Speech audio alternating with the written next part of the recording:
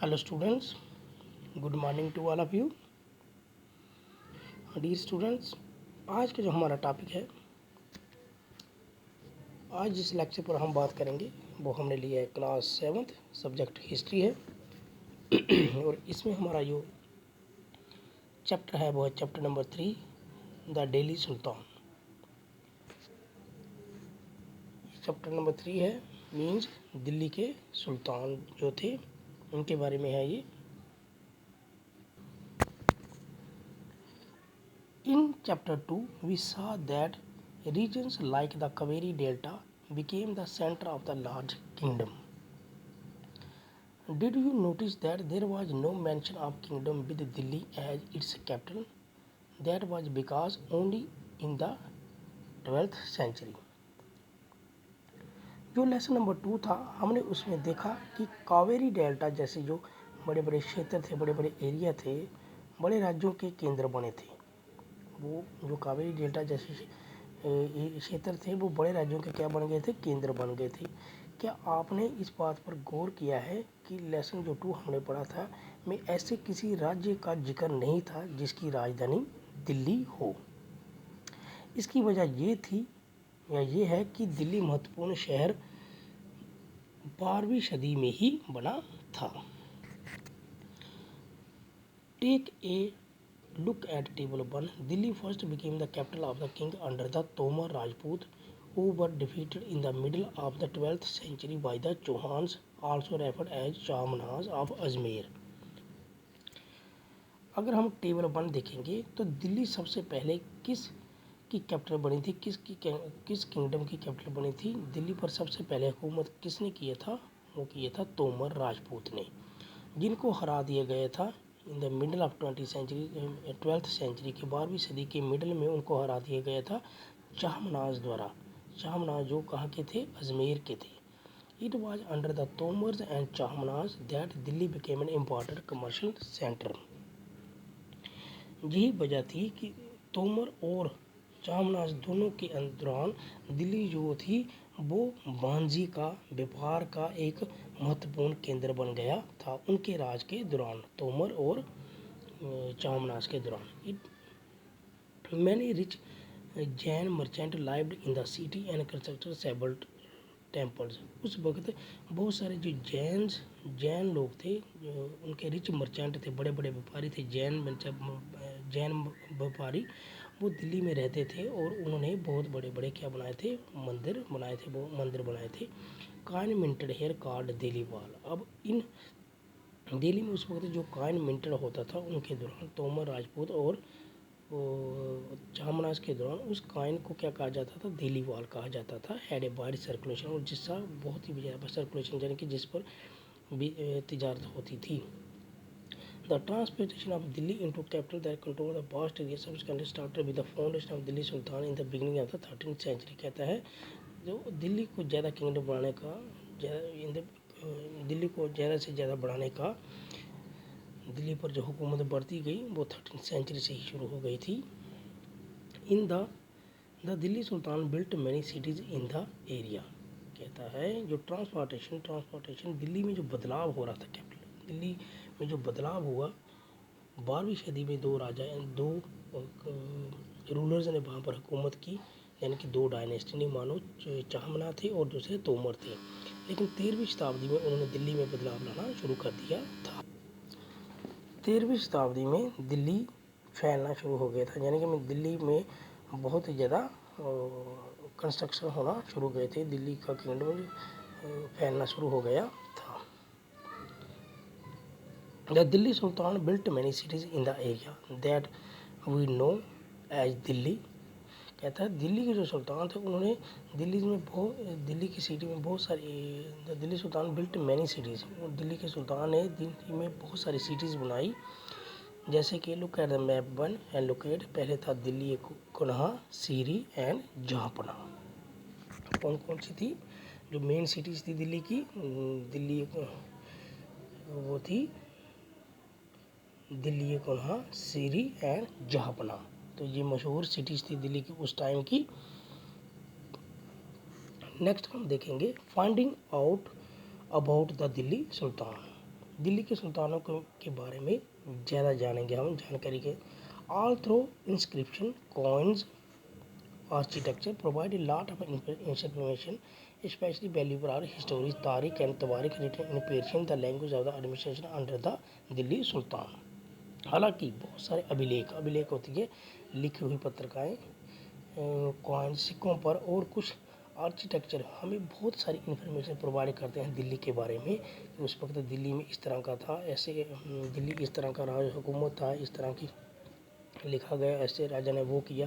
तो बहुत सारी जो इंस्क्रिप्शन है कॉइन्स है वो हमें इंफॉर्मेशन प्रोवाइड करते हैं, लेकिन वैल्यूएबल जो मानी गई है वो मानी गई है स्टोरीज़ की दो किताबें जैसे कि तारीख और तवारीख। तारीख मीन सिंगुलर और तवारीख मीन प्लूरल, जो किस भाषा में लिखी गई थी, पर्शियन भाषा में लिखी गई थी और उस वक्त दिल्ली के एडमिनिस्ट्रेशन की वो लैंग्वेज भी थी, यानी कि दिल्ली के इंतजामिया जो राजा थे दिल्ली के उन्होंने उसको अपने इंतजामिया की भाषा भी चुना था। The author of Tariq were landmen, secretaries, administration, poets, courtiers who both event and advised ruler on governance। अब तारिक की जो लेखक थे वो कौन होते थे? सेक्रेटरी में सचिव थे, प्रशासक थे, कवि थे, दरबारी थे, जो बहुत ही क्या थे, पढ़े लिखे लोग होते थे, जो कि शासकों को, जो कि राजाओं को क्या देते थे, सलाह भी देते थे कि शासन किस तरह चलाया जाता है और शासन को और रूल को कैसे मजबूत किया जाता है। नेक्स्ट हम पढ़ेंगे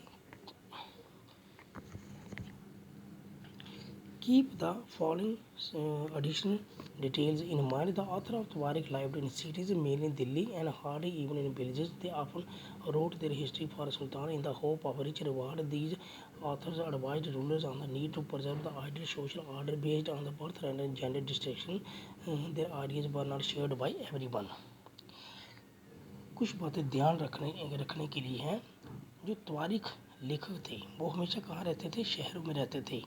गांव में वो शायद ही कभी रहे हों। वे अक्सर अपने सुल्तानों के लिए क्या करते थे?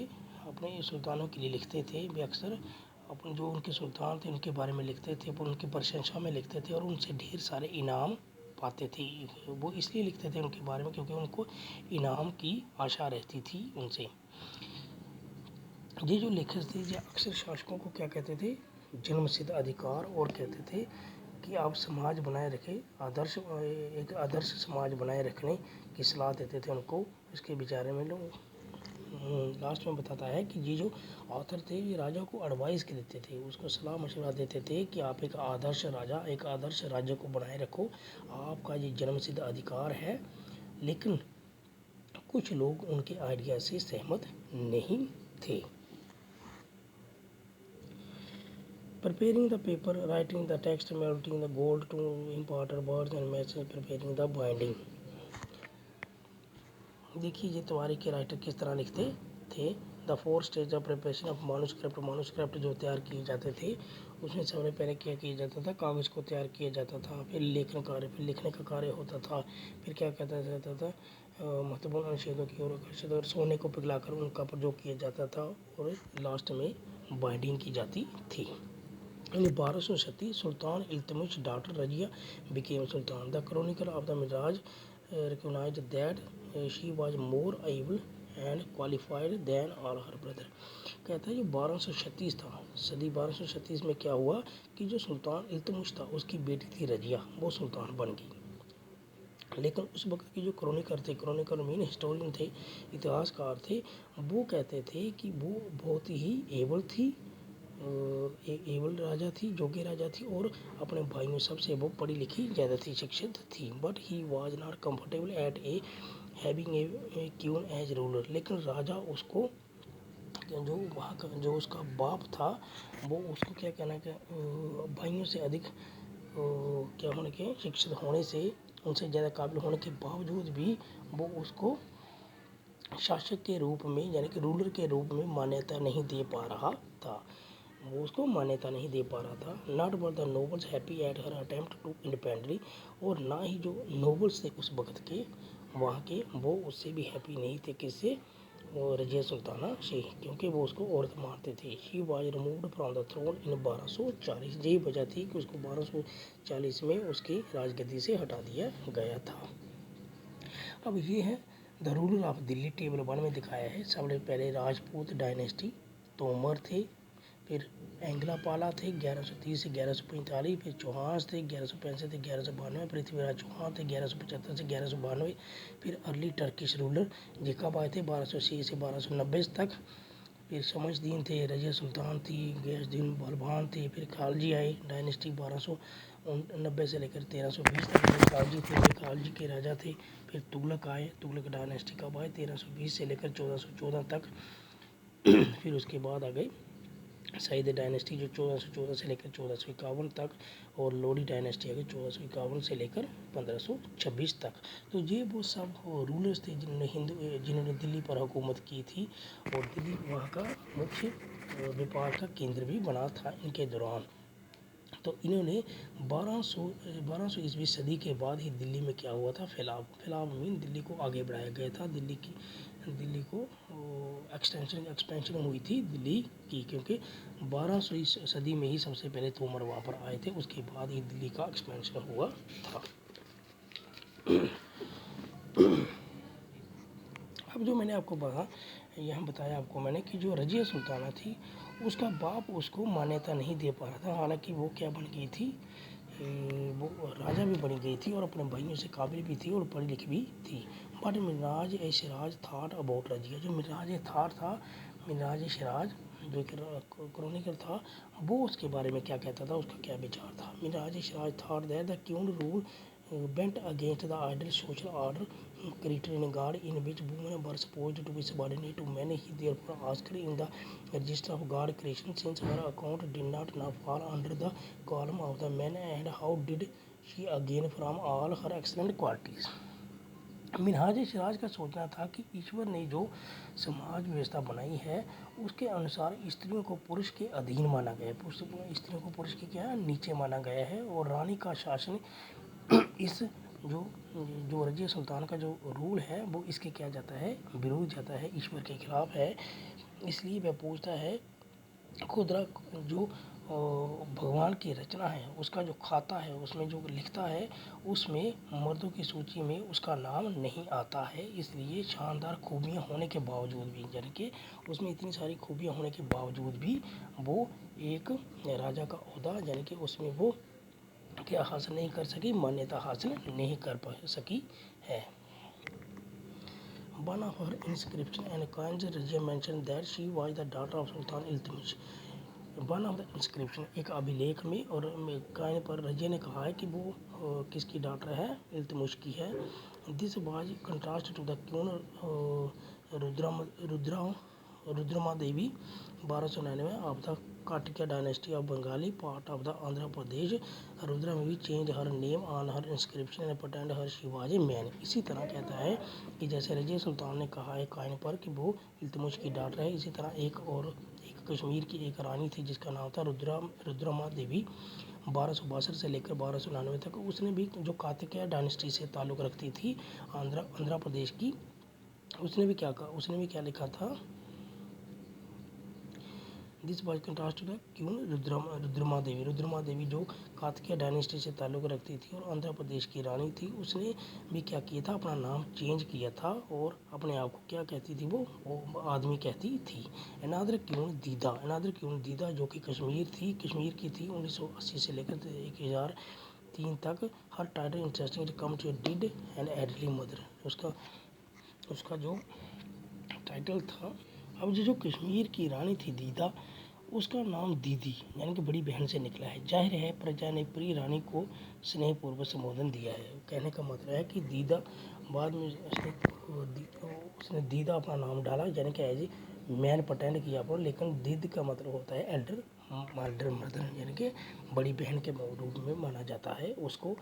तो इन जो रानियों ने इन्होंने अपने आप को क्या प्रटेंड किया था, एज ए मैन प्रटेंड किया था। और मिनराज सिराज जो कहता था कि ये ईश्वर के खिलाफ है, ये उसके खिलाफ है, उसकी किताब में इनका कोई जिक्र नहीं है, ये उनके खिलाफ, इनका जो शासन है वो ईश्वर के खिलाफ है, क्योंकि एक औरत को मर्दों से नीचे माना गया है। और यही वजह थी कि जो रजिया सुल्तान जब क्या बन गई, राजा बन गई, तो राजा बनने के बावजूद, क्वालिफाइड होने के, अपने भाइयों से क्वालिफाइड होने के बावजूद भी, या योग्य राजा होने के बावजूद भी उसको मान्यता नहीं मिली थी। तो डियर स्टूडेंट, आज के लिए बस इतना ही। नेक्स्ट वीडियो में हम इसके आगे पढ़ेंगे। तब तक के लिए धन्यवाद।